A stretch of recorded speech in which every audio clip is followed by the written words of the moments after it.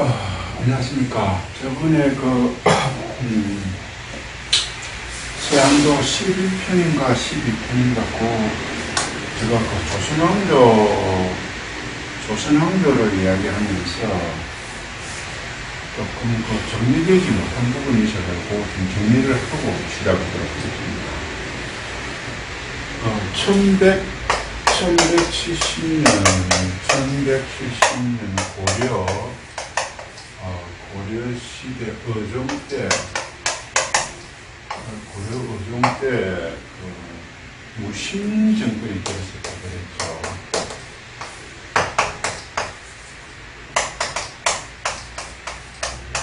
무신 정권이 들었었습니다. 무신 정권이 약 한 100년 정도 고려에 이렇게 무신 정권이 들어섬으로 인해 가지고 그 다음에 원나라 지배를 받았다는 겁니다. 원나라 지배를 약 100년 정도를 받게 됩니다.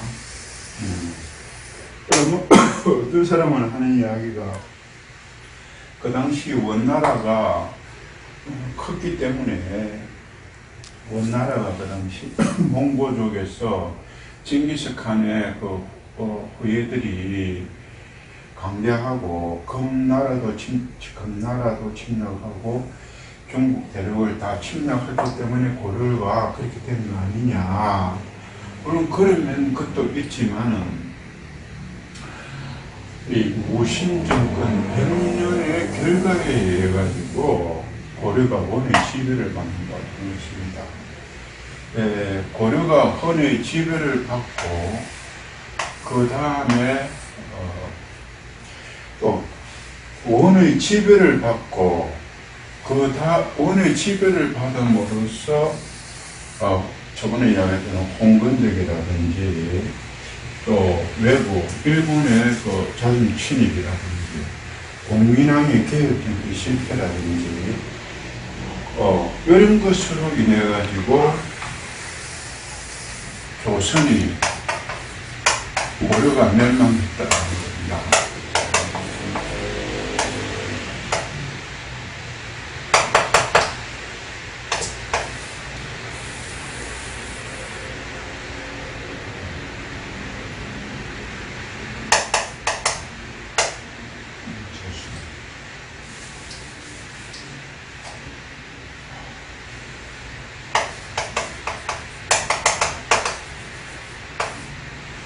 그러니까 그러면은 조선이 어떻게 보면은 그 당시에 뭔가 명나라가 새롭게 일성으로서 새로운 큰 대륙에서 명이라는 이 원에서 명으로 왕조가 바뀜으로 인해 가지고 고려가 멸했다. 이런 부분도 있지만은 원나라 이 100년 동안에 지배를 받았다는 것이 어떻게 보면 고려가 썩을 대로 썩어 있었다는 겁니다. 원나라 100년의 지배를 받고 난 이후에 홍건적의 난이나 외적의 난이 만일에 원나라 100년의 어떤 그 지배가 없었다고 한다면은 홍건적이나 외부의 날 그렇게 그것으로서 나라가 망한다거나 이 원이나 명에 어떤 명나라가 대륙에서 이렇게 이 큰 대륙에 전통 교체가 있었다고 해서 고려가 망한 것은 아니다라는 겁니다. 그래서 원나라 100년이라는 이 어떤 원인에 의해 가지고 조선이 망했다고 할 수 있습니다. 다시 말하면 무신 정권으로 인해 가지고 원나라의 지배를 받게 되고 원나라 지배를 받음으로써 조선이라는 것이 고려가 멸하고 조선이 개국됐다는 것입니다. 그래서 이러한 것으로 봤을 때 고려시대에서 조선이 개국되는 이 시점에서 제가 이야기는 이 100년 바로 이 100년 조선을 설립한, 조선을 개국한 이승계도 다 이 무신정권이라, 무라는 겁니다. 여기서 우리가 생각하는 이 무라는 것,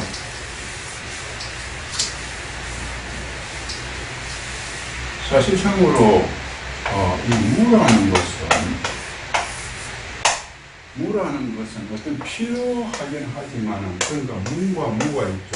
그렇다면은, 이 무가 너무 오래 다스리면 안 된다는 것입니다. 무가 어느 정도는 필요를 하겠지만은, 결국은 나라를 다스리는 데는 이것도 필요하다는 것입니다. 그래서 이것이 필요한 것인데, 사실상으로 무신정권 백령과 원나라 몽골족도 결국은 무 아닙니까? 그렇죠? 이렇게 무로 가지고 200년 동안이나 정통했다시피 고려가 그렇게 무에 의해서 정치가 행해지고, 또 조선의 이성계도 이렇게 무인이다 보니, 지금 여기서 우리가 생각할 수 있는 것이 정도전이라는 인물이 나온다는 겁니다. 그럼 이성계와 정도전이 조선을 개국을 하면 있어가지고,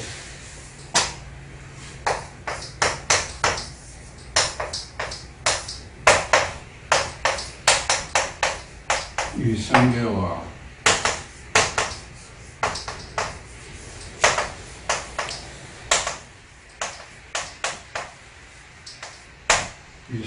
정도전이 함으로 인해 가지고 사실상으로 조선을 개국을 했을 때 정몽주가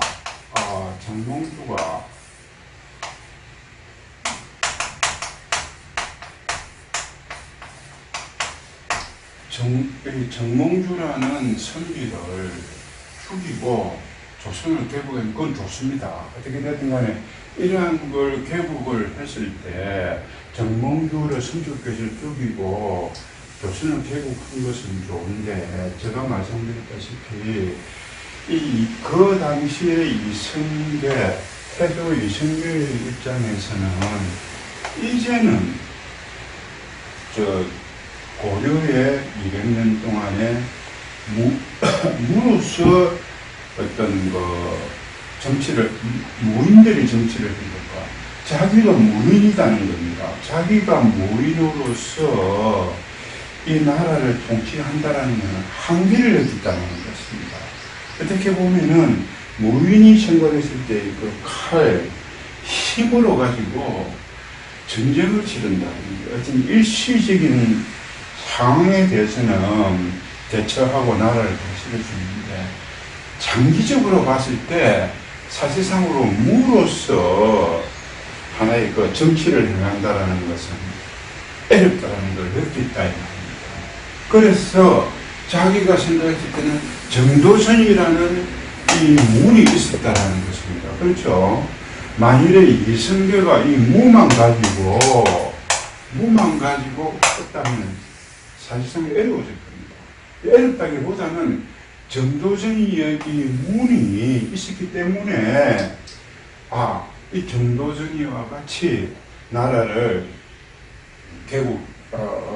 세워서 한번 문을 한번 꼭 펴보자고 생각했다라는 것입니다.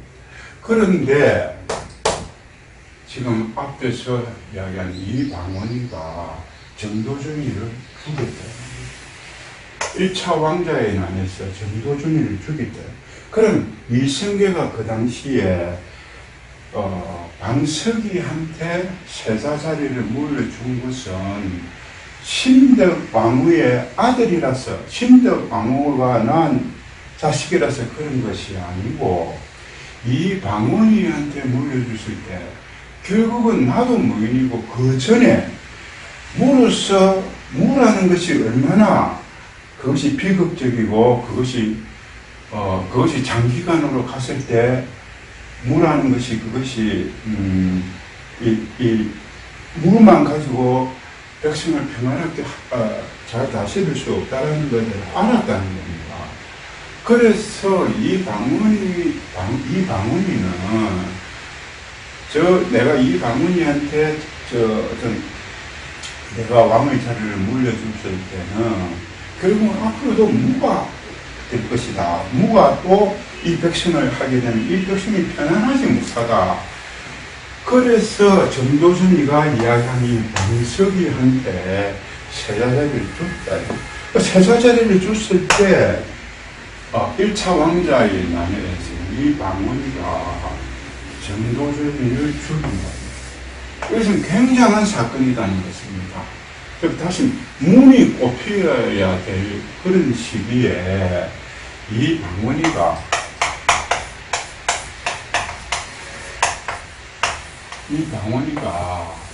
1차 왕자의 나무를 정도순을 죽였다. 그래서 1차 왕자의 날 때 정도순을 죽이고 2차 왕자의 난에서 이 방언이가 조선의 제3대 임금으로 태종 아닙니까? 그죠? 그런데 여기서, 이성계도 그렇게 되자, 함흥으로 밥벌이고, 나중에는 어쩔 수 없다. 지금 문으로서 이 나라를 다스리고 백성을 편안하게 하려고 했는데 이 방언이가 또다시 무의 세계로 칼을 가지고 피를 보니 어쩔 수 없다. 이 방언이도 그걸 알았다는 이야기입니다. 방언이도. 그러니까 태종 임금도 그걸 알았다는 이야기입니다. 우리 아버지가 이 방언이도 고려 말에 고려 왕족들이라든지 왕씨라든지 고려의 어떤 관계되는 많은 사람을 죽이고 이시왕조가 썼다라는 걸 이 방언이도 안다 이 말입니다. 그 피비린내라는 것을 안다 이 말입니다. 그래서 자기도 그 문을 꼭 피워야 된다는 것을 알았지만은 어떤 자기의 어떤 그 욕심이라든지 그것을 욕망을 자제할 수 없었겠죠. 그래서 태종으로 임금으로 되었지만은 여기서 내가 정도전이를 죽였고 또 정몽주도 죽였다. 또 그거 말고 많은 사람을 이방원이가 자기의 어떤 그 처남들도 죽이고 많은 사람을 죽이다 보니까 이것이 무가 지긋지긋했다라는 이야기입니다. 그러다 보니 자기 세 명의 아들이 있지 않습니까? 세 명의 아들이 있는데 하나는 양녕대군이죠, 그죠?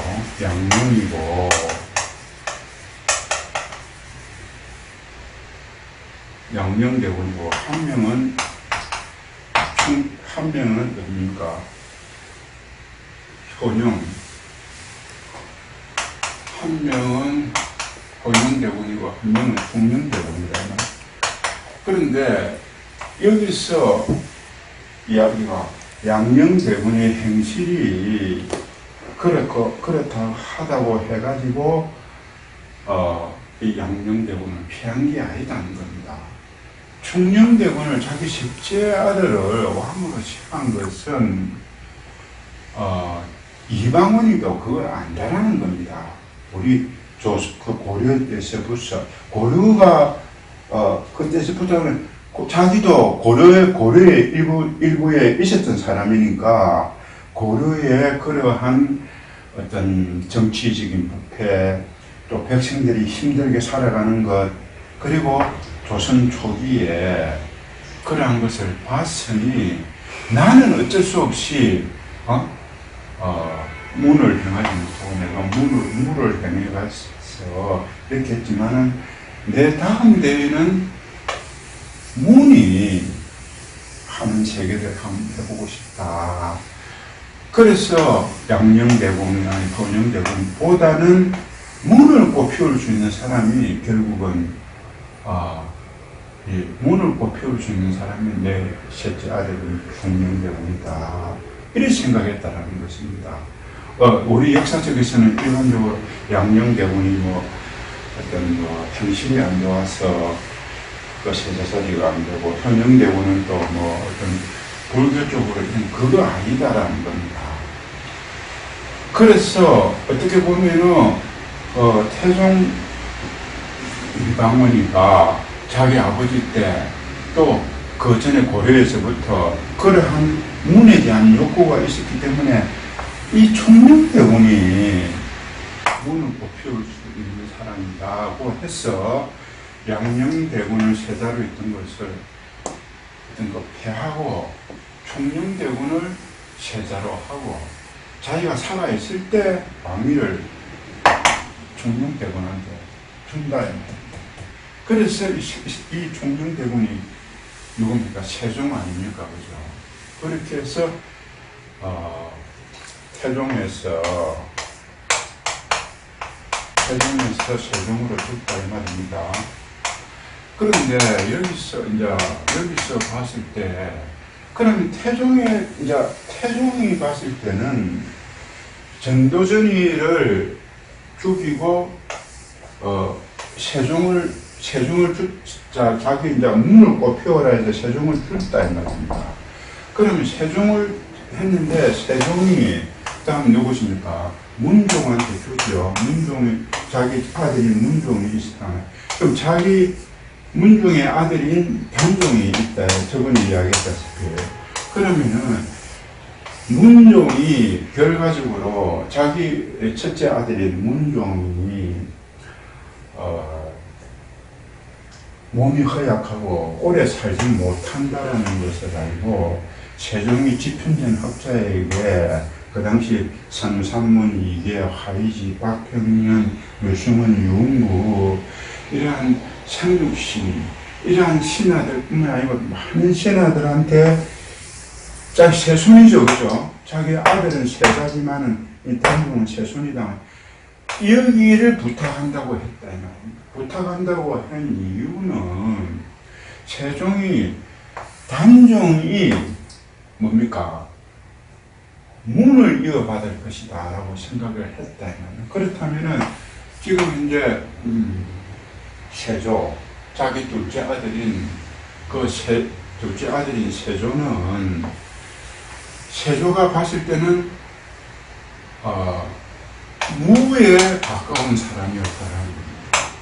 그래서 세종이 이렇게 단종한테 자기가 부탁한다 하고 세종이 죽고, 그래서 문종이 그걸 받아서 약 한 1, 2년 정도 제위에 있다가 죽고 단종이 보위를 받는다.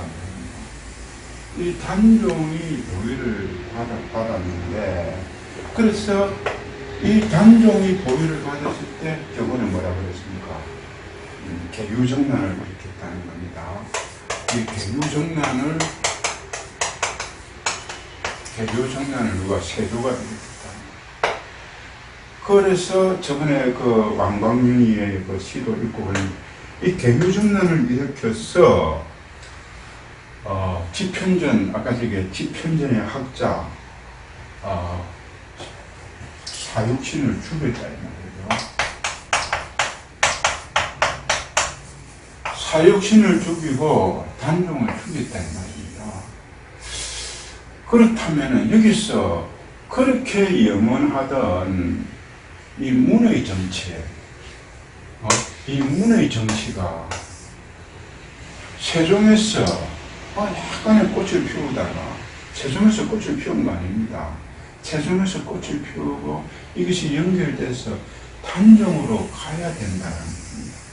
이 단종으로 가서 이것이 계속적으로 이어져 나감으로써 국가가 단단해지고 백성이 편안해지기를 바라는데 이 계유정난이 일어났답니다.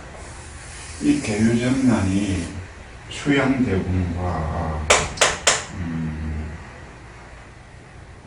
걸람이라든지 이런 홍윤성이라든지 또 한 명의 이런 사람들이 철퇴를 가지고 김정주 장군을 죽이고 황보인을 죽이고, 그래서 많은 사람의 피를 흘리게끔 하고 단종을 결국은 영월의 천년포에서 죽이게끔 하고 이러한 행위를 일으켰다면, 그렇다면 이러한 행위를 일으킨 이것이 결과라고 하면 이 원인이 어디에서 있었느냐는, 이 원인이 어디에서 있었느냐는 겁니다. 계류정난이 일으키고 나고 이 원인이 뭐냐, 1차 왕자의 난임, 태종이 정도전이를 죽인 이 원인 때문에 이 결과가 일어났더라는 겁니다. 그러니까 이 1차 왕자의 난에서 이런 것이 일어나지 않았다면 이것이 일어날 이유가 없다는 겁니다. 그래서 사실상으로서는 이 세종이 만일에 이 세종조에서 정도전이를 이렇게 죽인 이러한 이제 세종이 어떻게 하면은 잘 막아질 수 있었을 겁니다.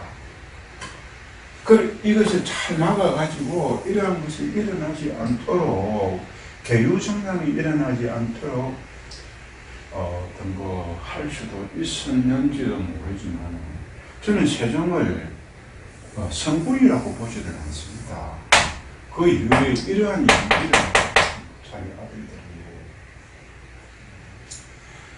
그래서 이 계류정난을 저번에 말씀드렸다시피 이 계류정난이 일어난 것은 어떻게 보면은 그 원인이 여기 1차 왕자의 난이 있다는 겁니다. 그래서 이 계류정난이 일어나고 난 뒤에 세종도에서, 그 다음에 세조에서, 그 다음 임금이 어종입니까? 어종에서, 그 다음 임금이 성종이죠, 그죠? 그 성종조에서, 그럼 좋습니다. 세조에서 성종으로 갔다가,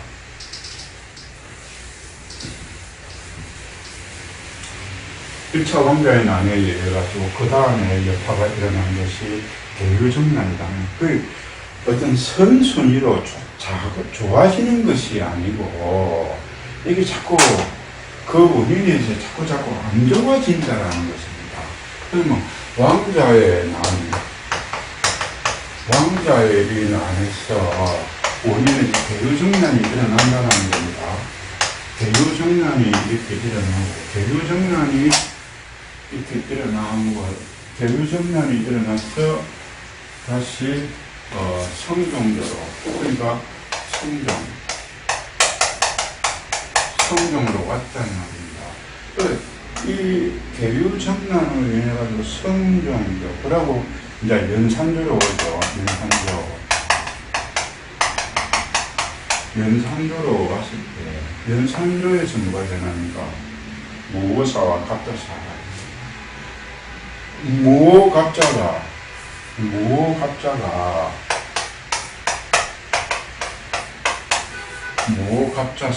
일어나는데, 이 무오갑자사화가 연산군 때 어떻게 해서 일어나느냐 하면, 사실상으로 이 계류정난의 원인에 의해서 무오사와 갑자사가 일어납니다. 계류정난에 의해서, 계류정난이 원인이 되어가지고 연산군 때 무오갑자사가 일어난다는 겁니다. 이 무오갑자사가 일어나기 전에 성종도에서 어느 정도 이것을 받아서 어느 정도 잘 했으면은 생기지 않으실 수도 있습니다. 아까 왕자의 난에서 계류정난으로 일어났을 때 이 세종도에서 세종이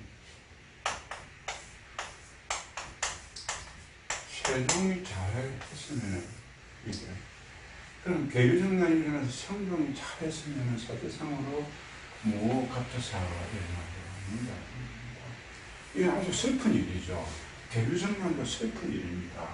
왕자의 난도 상당히 슬픈 일입니다. 그럼 왕자의 난이 왜 일어납니까? 이것은 어떻게 보면 이것은 또 어떻게 보면은 이성계의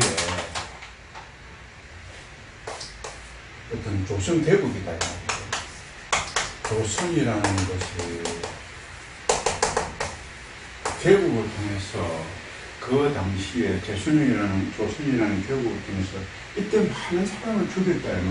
전농교뿐만이 아니고 그 당시 고려 왕조라든지 거기에 있는 사람들 많은 것을 이렇게 함으로써 왕조에 나의 계류정난이 일어나고 사실상으로 계류정난이 그 여파가 연산도에까지 갔다.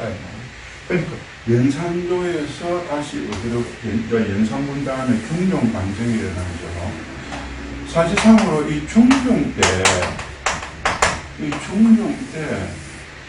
연산군이 그렇게 제값을 다 받았으니까 중종 때 어느 정도로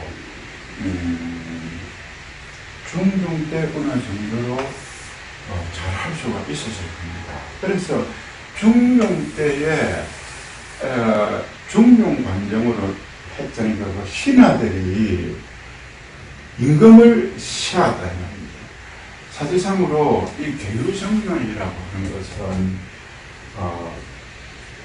신하가 임금이 됐지만 그러니까 삼촌이 조카의 왕위를 뺏었다는 말이에요. 그런데 이 중종 때에 저는 신하가 임금을 갈아치우고 다시 임금을 시하다는 그러니까 중종 반정이라고 하죠. 이때 연산조가 끝나고 중종조가 생겼을 때 사실상으로 이때 우리가 이야기하는 조광조가 그 당시에 굉장한 어떤 그 살인파의 거두로서 굉장한 선비였다고 합니다.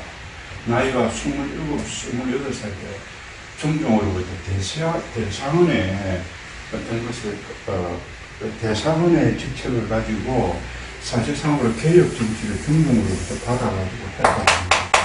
그때 중종으로서는 공신들이 있다 보니 조광조가 그런데 이 조광조가 그 당시 굉장한 사람입니다. 제가 기억은 잘 안 나지만 사실상으로 경북 청도에 가면은 삼족대라는 곳이 있어요. 매진님과 거기 가면 삼족대가 있고, 전라도 대나무 많이 나는 곳 담양에 오면 소세원이라고 있어요. 그러한 아주 경치 좋고 아주 그런 데 보면 조광조를 스승으로 모셨던 그 제자들이 버섯을 낙탕이가 버섯 소입으로 삼아 하여튼 그 당시에 이러한 조광조라는 이 위대한 인물을 중종이 있다가 조광조를 사약을 내어 죽입니다. 그래서 우리 조선이 이때 한번 일어설 수가 있었답니다. 앞에 이러이러한 것이 악순환이 있었지만, 이 조광조라는 이러한 사람에 대해서 제대로 중종이 썼더라면 조선이 이 앞에의 것을 다 만회를 하고 할 수 있습니다.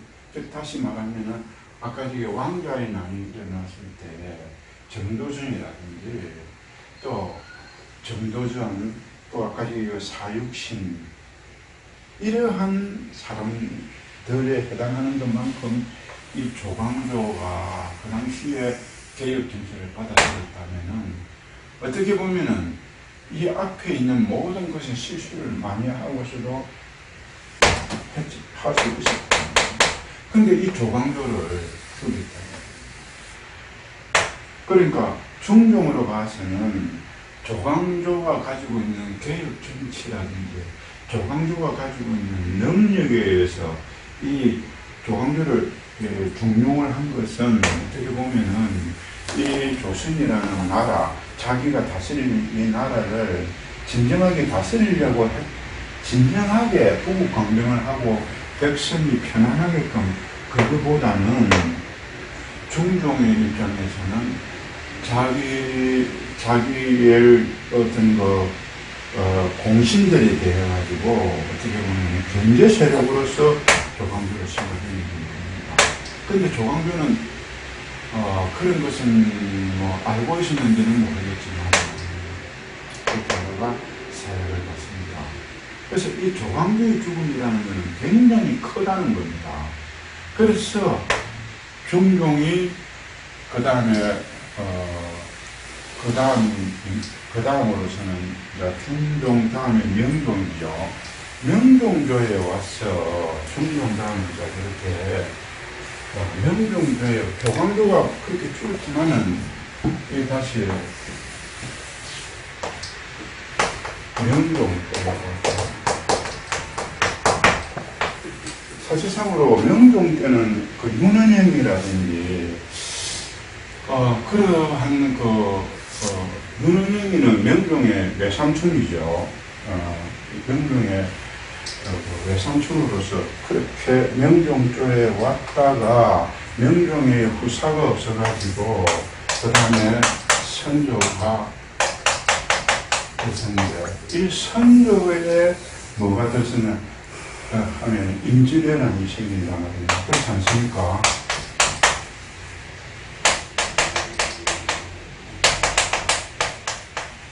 이 임진왜란이 생기는데 사실상으로 임진왜란이 7년 전쟁이라는 것은 7년 전쟁이라는 것은 상당히 우리 물론 임금의 의주로 피난을 간다 평양을 해가지고 의주로 피난 임금이 그 정도로 의주로 피난할 정도였으면은 그 백성이 얼마나 힘들었겠습니까?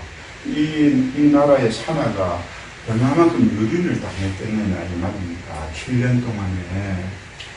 그때 그걸 왜 임진왜란이 일어났느냐면 사실상은 조광조의 죽음입니다.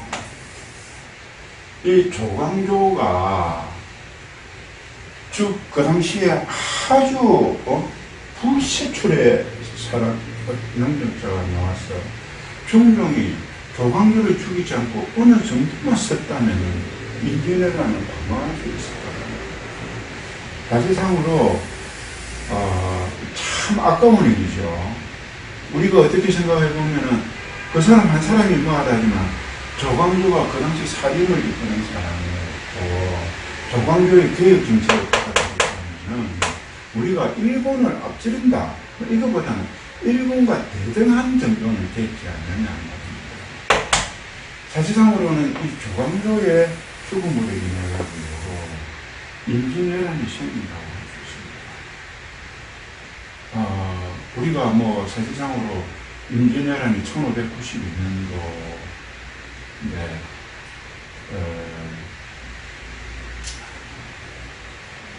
사실상 이 조광조 중종이 뭐 있었던 것이 내가 볼 때는 1592년도가 좀 중종도 이 조광조가 중종되었던 1520년 1530년 이렇게 되면 40-50년 동안에 이 개혁을 받아서 조선이 그런대로 힘이 있었다면 임진왜란은 저걸 겪지 않는다고 합니다.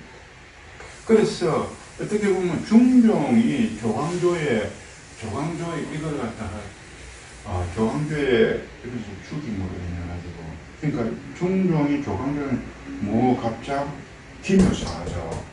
기묘사화가 일어난 이것으로 인해가지고 그것으로 끝난 것이 아니고 결국은 임진왜란을 겪게 된다. 임진왜란을. 그런데 이 선조가 임진왜란을 이렇게 겪고 어떻게 보면은 임진왜란을 겪으면서 사실상으로 뭐 그 당시 1592년에서 7년 전쟁이니까 1599년에까지 이렇게 겪는 부분에서 여기서 임진왜란을 겪는 거 좋다 이 말입니다. 뭐 어떤 원인에서 조광조의 기묘사와 조광조에서 임진왜란을 겪는 것은 좋은데 이때 참 안타까운 사람은 이순신이 있다 이 말입니다. 이 이순신을 죽입니다. 사실상으로 이순신은 굉장한 보수의 사람입니다. 이 사람은 존경받아도 되는 사람입니다. 이 선조가 이순신을 죽인다. 임진왜란을 겪는 것보다는 이순신을 죽인 게 더 그렇다는 겁니다. 그만큼 이순신이라는 이 보수의 인물을 선조가 백의종군을 두 번이나 했다는 부분이나 한 번은 이순신이 그 북방에 거기 어딥니까? 북방에 있을 때 그때 한번 백의종군을 하게 되고 두 번째는 뭐 우리가 알고 있는 이 노량해전에서 이순신을 죽는다. 이러한 사람의 어떤 이렇게 죽이고 난 사실상으로는 이러한 사람이 나라를 위해서 모든 이러한 사람이 죽었을 때는 참 같이 죽은 사람도 그렇지만 살아있는 사람들도 이러한 사람을 죽인다라는 것에 대해서는 참 그럴 것입니다. 그 조선의 어떤 그것이 이렇게 죽였다 이 말입니다. 사실상으로 조광조가 죽고 난 뒤에 이 선조가 임진왜란을 겪었지만은 이 이순신에 대해서 제대로 끔 대우를 하고 이 이순신으로 하여금 한번 나라를 맡긴다거나 그렇게만 했다면 다시 일어났을 수도 있어요. 왜냐하면 어떻게 됐든 간에 조광조를 죽인 것은 임진왜란 우리가 원인에 의해서 한번 대가를 치렀다. 대가를 치렀는데 우리가 진짜 큰 대가를 치렀는데 진짜 얻은 사람이 행운의 사람이 이순신을 얻었다. 이순신이 나라를 구한 것이 아니라 이 임진왜란 7년 동안에 핍배했던 이 나라를 이러한 사람이 이순신이 어떻게 보면은 무만 한 사람이 아닙니다. 이순신은 무무의 이 뭡니까? 난중일기라는 거는 문을 못하는 사람은 난중일기를 쓸 수도 없습니다. 그런데 이 이순신의 공에 의해서 이순신을 내가 알기로서는 이순신 이분이 죽은 애가 50대 초반인 그런 것 같은데 이러한 인재를 불세초의 인물을 우리가 임진왜란을 겪었지만은 잘 썼으면 조정해서 썼으면 그래도 조정은 괜찮아요. 근데 얘 죽었다 이 말입니다. 참 안타까운 얘기입니다. 어떻게 이렇게 하나같이 전부 다 안 좋게 가느냐. 그 조광조라는 그러한 보세초의 사람들. 이순신도 그렇게 됐다는 거예요. 그래서 선조 다음에 누굽니까? 선조 다음에 광해 아닙니까? 이 선조 다음에 광해. 이 광해도 대단한 사람이었습니다. 그럼 이순신을 그래서 그 다음에 광해는 이 선조의 첩에서는 첩이라고 그러면 근데 이 광해가 어떻게 보면은 임진왜란을 잘 어느 정도 전쟁을 이끌었고 그래서 그 다음에 광해가 들었었다.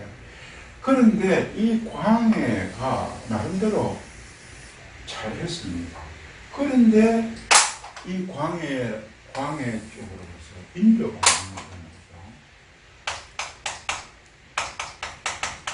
그러니까 광해를 몰아내버리고 인조가 범정을 했다. 신하들이. 그래서 인조가 그 당시 광해는 외교 국방 이거를 잘했다 못했다. 이 인조 때 뭐가 일어났습니까? 병자호란이 일어났다. 그렇지 않습니까?